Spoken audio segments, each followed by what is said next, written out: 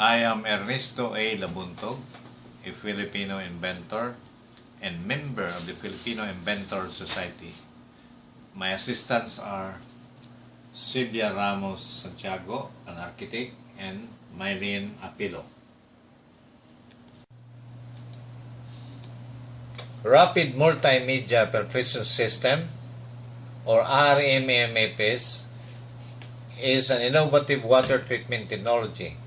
It can remove heavily silted raw water. It can also remove high levels of mercury and lead. With addition of trickling tower, it can remove heavy concentration of iron and manganese, as well as foul odor from hydrogen sulfide or H2S.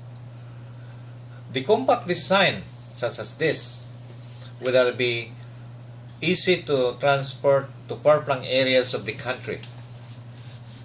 It can also be mass-produced in order to cut down the cost of the units. The waiting time for each barangay to have a treatment plan will be cut shorter, and it will be a matter of days instead of usual years. In conclusion, let us support Filipino inventors and innovations that will create jobs for our people in the manufacture of the units. It will also be a pride for us to have an export quality products made in the Philippines. That will be our currency earner.